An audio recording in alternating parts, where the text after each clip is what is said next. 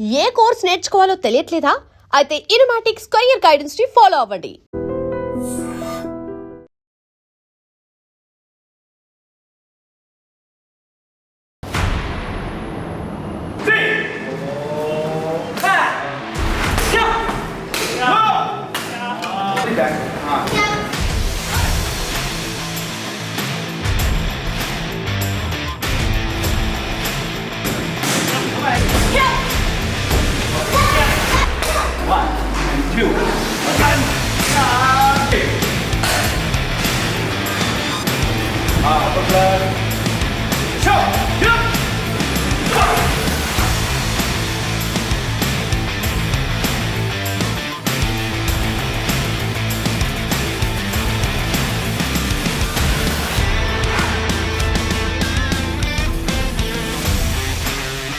నమస్తే, welcome to I dream. నేను మీ anchor Pratyusha. Recent టైమ్స్లో మనం గమనిస్తే 50+ ఏజ్లో వచ్చే అన్ని హెల్త్ ప్రాబ్లమ్స్ బిలో 30 ఇయర్స్తోనే ఎక్కువగా చూస్తున్నాం. అంటే యంగ్స్టర్స్లోనే ఈ బీపీ కావచ్చు, హార్ట్ అటాక్స్ కావచ్చు, షుగర్ కావచ్చు, ఇలాంటి అన్ని హెల్త్ ప్రాబ్లమ్స్ వస్తున్నాయి. సో మనం ఏదైనా డాక్టర్ని కన్సల్ట్ అయితే, ఏదైనా హాస్పిటల్కి వెళ్ళినట్లయితే వాళ్ళు మనకి మెడిసిన్ ఇస్తారు, డైట్ చెప్తూ ఉంటారు. దాంతోపాటు మన డైలీ లైఫ్లో ఫిట్నెస్ అనేది చాలా ఇంపార్టెంట్. కనీసం అంటే వాకింగ్ అయినా చేయండి ఎవ్రీడే అని చెప్తూ ఉంటారు. సో అంత ఇంపార్టెంట్ అనమాట మన డైలీ లైఫ్లో ఫిట్నెస్ అనేది. సో ఈరోజు మనం wisdom fitness and fighting international academy నుంచి మాస్టర్ సురేష్ గారితో మాట్లాడి చాలా విషయాలు తెలుసుకుందాం రండి.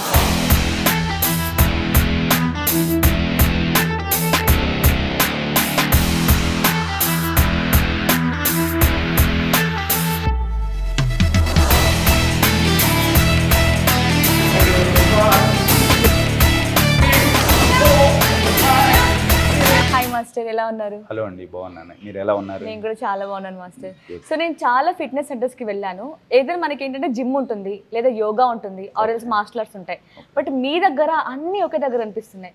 ఏంటి, ఏమైనా రహస్యం స్టోరీ ఏమైనా ఉందా దీని వెనక? రహస్యం అంటే ఏం లేదండి, ఫిట్నెస్ అందరికి కావాలి కాబట్టి అన్నీ ఒక్కడు ఉంటే బాగుంటుందని చెప్పేసి ఇలా డిజైన్ చేసామన్నమాట.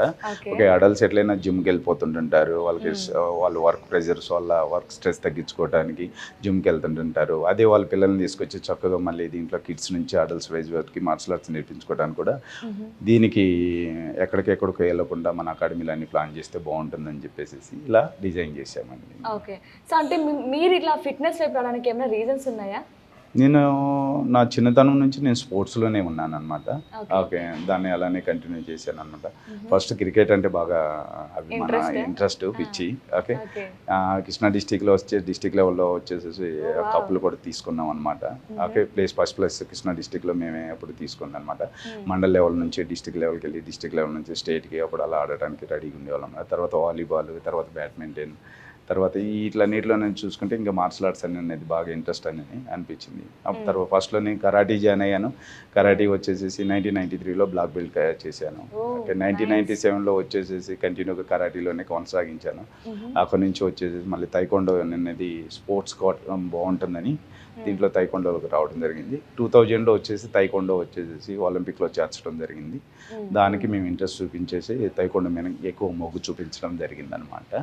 ఈ తైకొండో వల్ల బెనిఫిట్స్ ఏంటంటే ఉమెన్స్ అండ్ మెన్ ఇద్దరు కలిసేసేసి వాళ్ళకి వెయిట్ లాస్ కానీ, సెల్ఫ్ డిఫెన్స్ కానీ, ఓకే, మిగతాది ఏదైనా కానీ ముందుగా కొనసాగించడానికి తైకొండో చాలా ఉపయోగపడుతుంది. సో మనకి ఏదైనా ప్రాబ్లం వచ్చినప్పుడు మనల్ని మనం కాపాడుకోవడం కోసం మాత్రమే ఈ తైక్వాండో కానీ ఈ మార్షల్ ఆర్ట్స్ అన్నీ ఉపయోగపడతాయా, లేదంటే మనకి ఏమైనా కాన్ఫిడెన్స్ ఇవ్వడం, ఏమైనా హెల్త్ పరంగా కూడా బెనిఫిట్స్ ఉంటాయంటారా?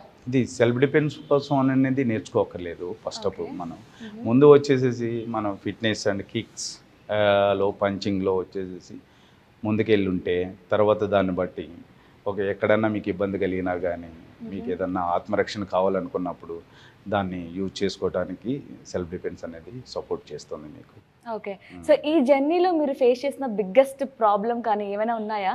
నాకు మటుకు ఇప్పటివరకు ఏ ప్రాబ్లం రాలేదు. ఎందుకంటే మ్యాక్సిమం నేను ఏ గొడవలకి వెళ్ళను, ఎంత నేర్చుకున్నా కానీ. ఓకే, రింగ్ ఫైట్ చేశాను, తర్వాత స్టేట్ దగ్గర నుంచి, నేషనల్ దగ్గర నుంచి, ఇంటర్నేషనల్ దగ్గర నుంచి నేను పార్టిసిపేట్ చేశాను అన్నింటిలో. కానీ ఎక్కడికి వెళ్ళి ఫైట్ చేయాలనేది అనిపించలేదు. మ్యాక్సిమం వచ్చేసేసి కూల్ అవుతుంటుంటాను ఎక్కడ ఫైట్ చేయకుండా.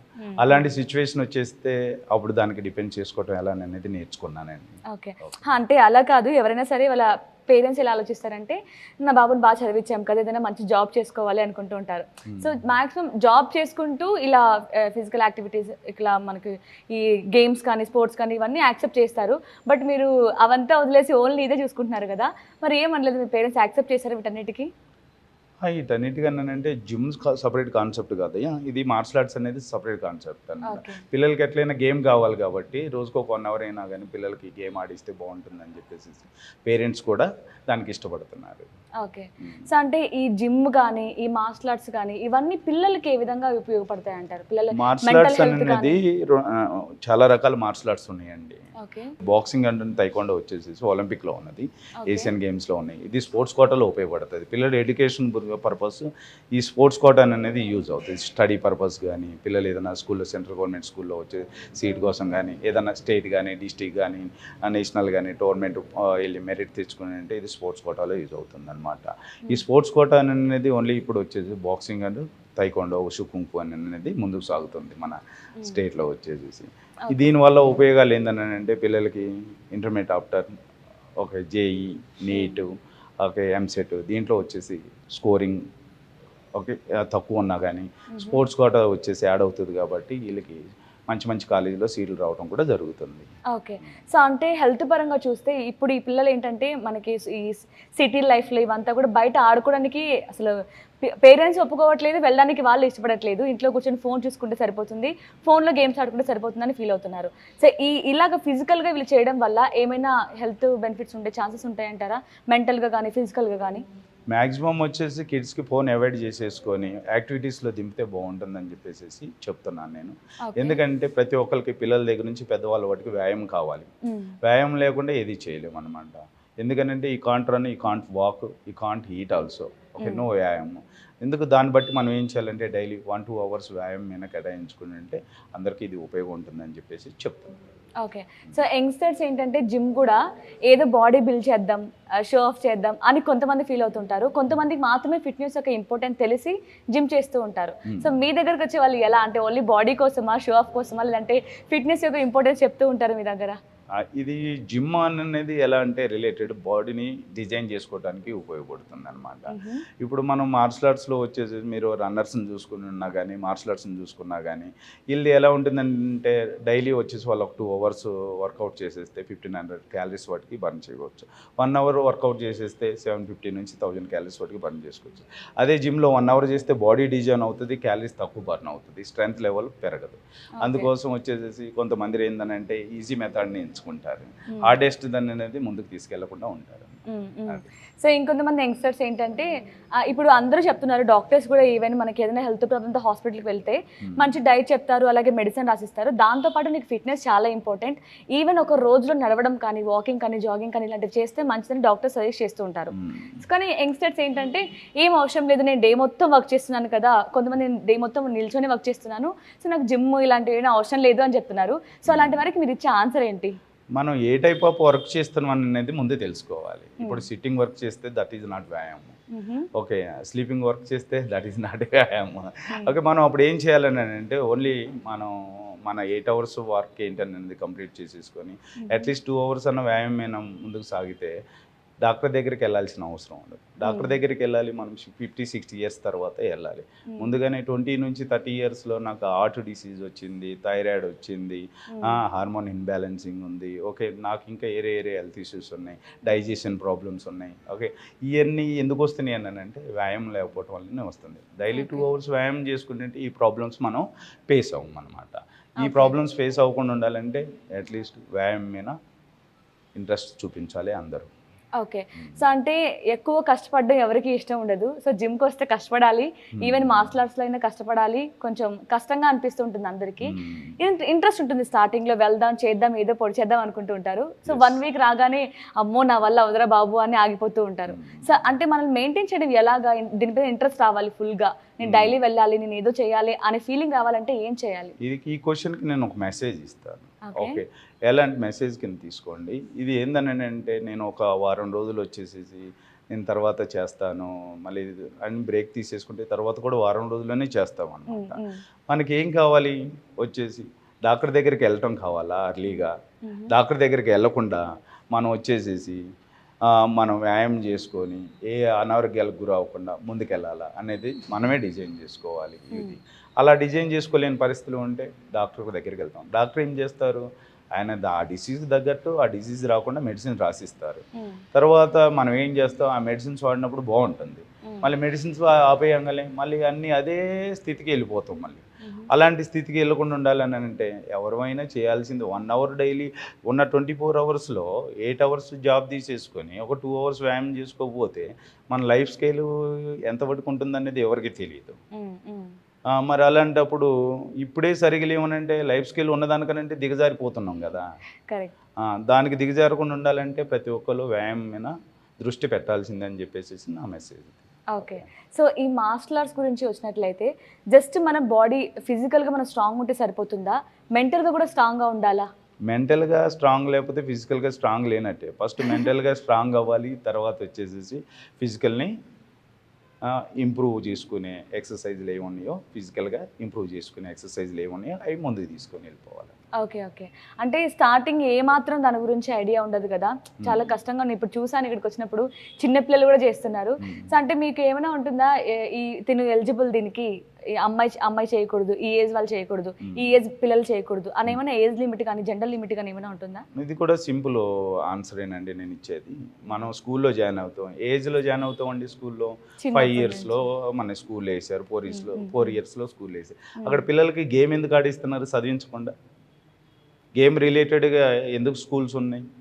బాడీ గేమ్ అనేది బాడీ వ్యాయామం కాబట్టి ప్రతి ఒక్క స్కూల్లో కానీ, ప్రతి ఒక్క కాలేజీలో కానీ, ప్రతి ఒక్క ఎక్కడైనా కానీ అర్థమైందా, మనం కార్పొరేట్స్ తీసుకున్నా కానీ, కమ్యూనిటీస్లో తీసుకున్నా కానీ, ప్రతి ఒక్క కమ్యూనిటీలో ప్రతి ఒక్క కార్పొరేట్లో జిమ్ములు ఉంటుంటాయి, బ్యాడ్మింటన్ కోర్ట్స్ ఉంటుంటాయి. ఎందుకు ఉంటుంది? వ్యాయామం కూడా మీ జాబ్ ఎంత ఇంపార్టెంటో వ్యాయామం కూడా అంతే ఇంపార్టెంట్ అని చెప్పేసి తీసుకోవాలని అది సైంటిఫికల్గా ప్రూవ్ చేశారు కాబట్టి అలా డిజైన్ చేసుకుంటున్నాం. మరి మనం వచ్చేసి ఫిట్నెస్ లైఫ్ని డిజైన్ చేసుకోలేకపోతున్నాం అని అంటే అది మరి ఏంటో అనేది నాకు అర్థం కావట్లేదు.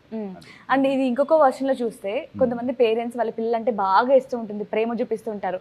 అమ్మో మా బాబు ఇంత కష్టపడతాడా, లేదంటే చాలా వీక్ ఉన్నాడు, లేదంటే మా పాప చాలా వీక్ ఉంది, సో మార్షల్ ఆర్ట్స్కి వెళ్ళి పంపిస్తే ఏమైనా ప్రాబ్లం అవుతుందేమో, చేయి విరుగుతుందేమో, కాలు విరుగుతుందేమో, ఇలా భయపడుతూ ఉంటారు. సో మంచిగా హెల్దీగా ఉండాలి బట్ ఇవన్నీ వద్దు అని చెప్తూ ఉంటారు. సో అలాంటి పేరెంట్స్కి ఏం చెప్తారు?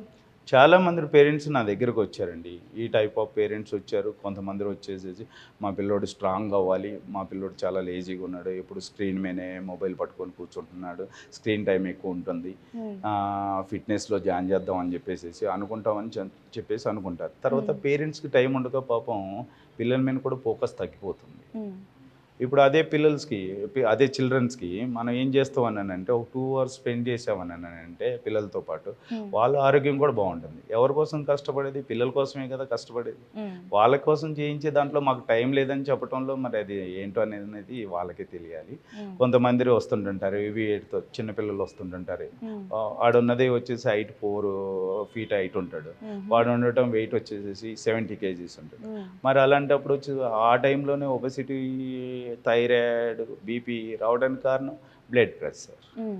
ఓకే, బ్లడ్ ప్రెషర్ వచ్చేసేసి ఎప్పుడైతే మన బాడీలో బిల్డ్ అయిందో ఇంకా మనం వచ్చేసేసి హార్ట్ని అనారోగ్యానికి గురి చేస్తున్నట్టే అన్నమాట. దానికోసం వ్యాయామం చేసుకోవటం మంచిదని చెప్పేసి చెప్తున్నాను. ఓకే. సో ఫైనల్గా పేరెంట్స్కైనా యంగ్స్టర్స్కైనా అందరికీ మీరు ఇచ్చే మెసేజ్ ఏంటంటే ఫిట్నెస్ మన లైఫ్లో ఎందుకు ఇంపార్టెంట్, అసలు ఎందుకు యాడ్ చేసుకోవాలంటే మీరు ఏం చెప్తారు? ఎర్నింగ్ ఎంత ఇంపార్టెంట్ అని చెప్పేసి అనుకుంటున్నాం, దాంతోపాటు ఫిట్నెస్ కూడా అంతే ఇంపార్టెంట్. మనం ఇంత లెర్న్ చేసుకున్నది దేనికి? ఫిట్నెస్ అవగాహన లేకుండా ఉంచుకోవడానికే కాదు కదా, ఫిట్నెస్ని కూడా మనం బిల్డ్ చేసుకోవాలి. ఓకే, ఇప్పుడు 8 అవర్స్ చేస్తాం, 12 అవర్స్ చేస్తాం, 15 అవర్స్ చేస్తాం, తర్వాత వచ్చేసేసి no sleep. Okay, body lazy. ఏం చేయగలుగుతాం? బాడీ లేజీ ఉండడానికి కారణం ఏంది? 15 అవర్స్ వర్క్ చేసేసి మనం ఇంత ఎర్నింగ్ చేస్తున్నాం, నాకు ఏమైనా ఓకే నేను ఈజీ లైఫ్ని గెయిన్ చేస్తాను అనుకోవటం తప్పండి. అది దానికి తగ్గట్టు మనం ఇప్పుడు మీరు ఫిట్నెస్ గురించి ఇంతగా మనం ఆలోచిస్తున్నాం అంటే భూమి మీద ఫిట్నెస్ గురించి 100కి వచ్చేసి 30% పీపుల్సే ఆలోచిస్తున్నారు. మిగతా 70% పీపుల్స్ ఏం చేస్తున్నారు? ఓకే, 70% పీపుల్స్ ఏమీ చేయకుండా ఓన్లీ ఎర్నింగ్ మీద పడిపోతున్నారు. ఆఫ్టర్ 40 ఇయర్స్ తర్వాత వెళ్ళిపోయి హాస్పిటల్లో ఎంతైతే ఎర్న్ చేస్తారో అంత ఎర్న్ చేసిందంతా హాస్పిటల్లో స్పెండ్ చేసుకుంటారు. కరెక్ట్. అదేదో ముందుగా ఫిట్నెస్ మీద ప్లాన్ చేసేసుకుంటే నువ్వు వచ్చేది ఒక ఫిట్నెస్ అన్నట్టు ఒక జిమ్ ఒకటే చేయి మాకు, ఒక మార్షల్ ఆర్ట్స్ ఒకటే చేయి మాకు, యోగా ఒకటే చేయి మాకు, ఒక ఎరోబిక్స్ ఒకటే చేయి మాకు, ఏదో ఒకటి చూజ్ చేసుకో. ఎరోబిక్స్ ఒక 1 year చేసావు, అది నాకు అంతా పర్ఫెక్ట్గా అయిపోయింది. నెక్స్ట్ చాలా యాక్టివిటీస్ ఉన్నాయి, అది చూసుకో.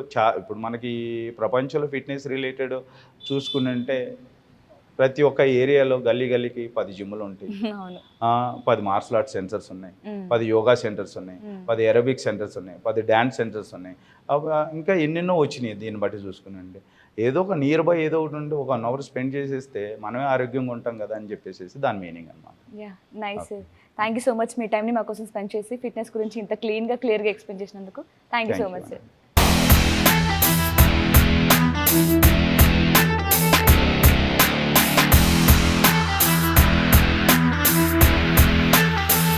సో విజ్డమ్ ఫిట్నెస్ జిమ్ నుంచి మనతో పాటు దేవ్ గారు ఉన్నారు. సో మాట్లాడదాం, చాలా విషయాలు తెలుసుకుందాం. హాయ్ దేవ్ గారు. Hello ma'am. హాయ్.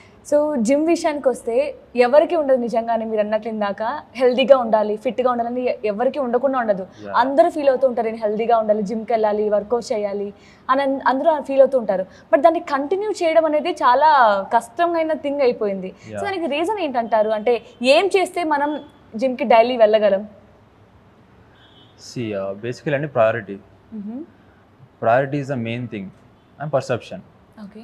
మనం అనుకున్నట్టు అందరికి హెల్తీగా ఉండాలంటే everyone want to become rich, everyone want to become healthy, everyone wants to look good and all, fit and all. But ఏమవుతుందంటే ఇందాక మీరు చెప్పినట్టు చాలామంది they want to opt personal training to become healthy, to become good looking and all.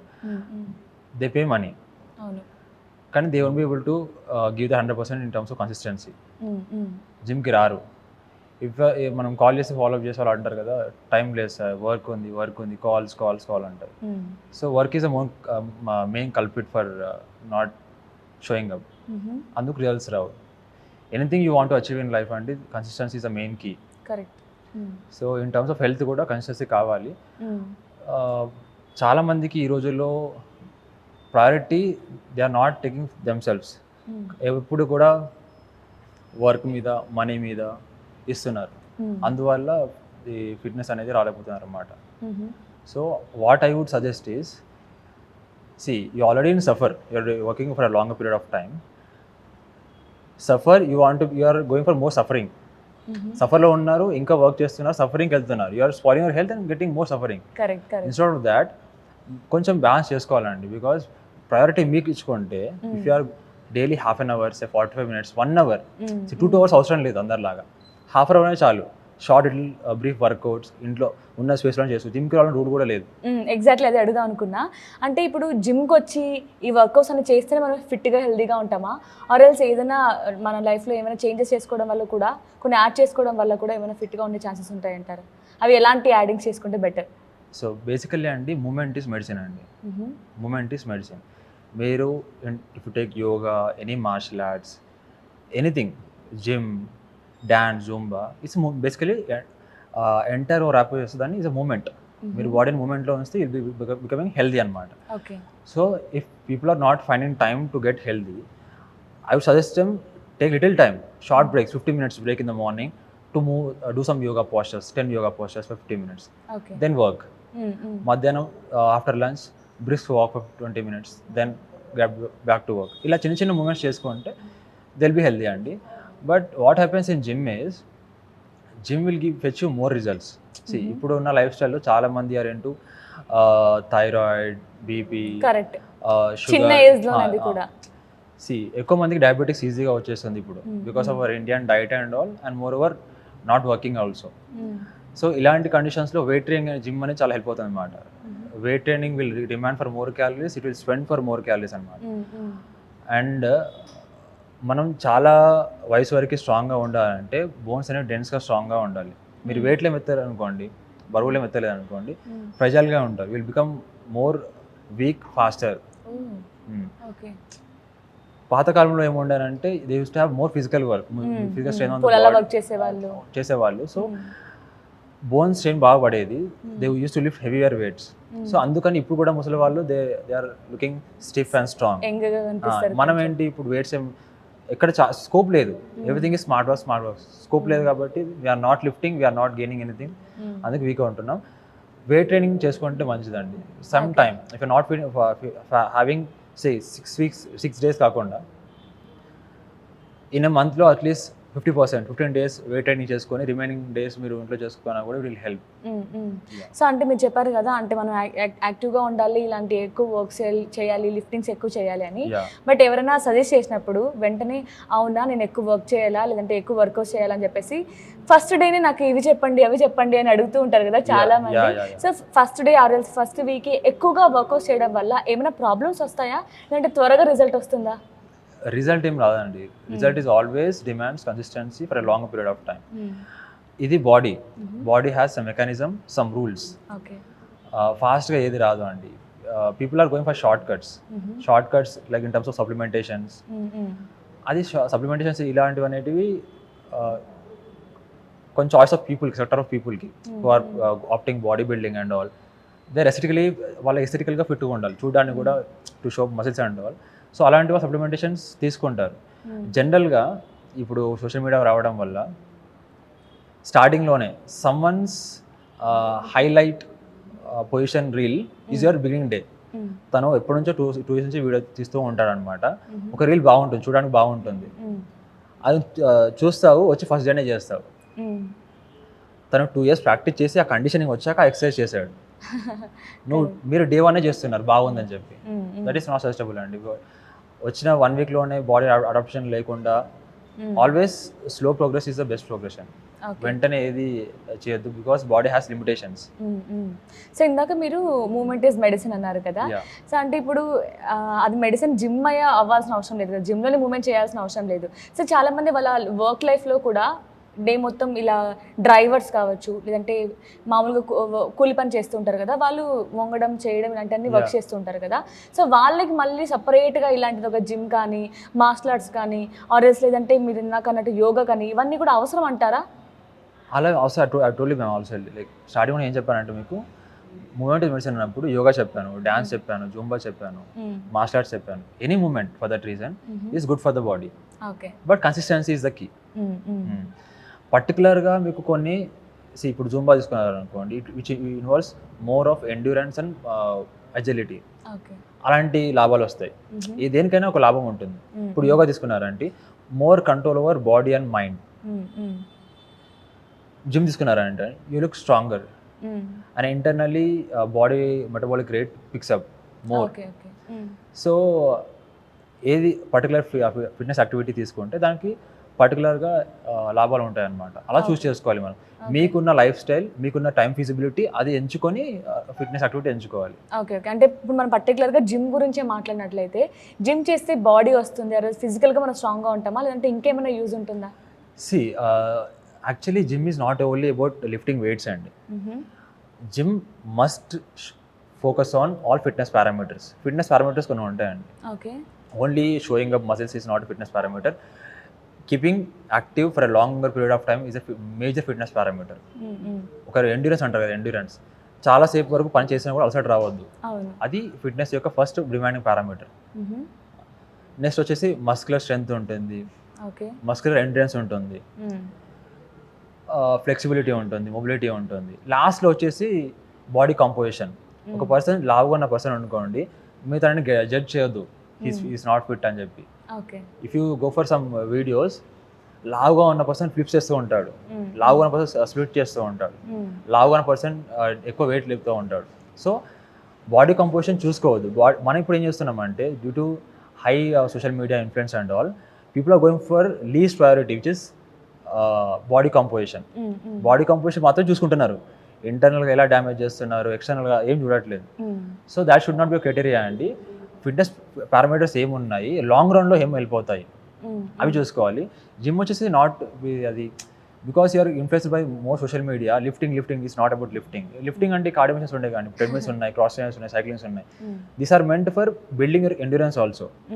ఇప్పుడు ఇంత free space ఉంది, this space is for created for mobility drills, mobility Okay. కోసం చేస్తాం అనమాట. ఓకే కొన్ని స్టార్టింగ్లో చేస్తాం వీడియోస్ అవి.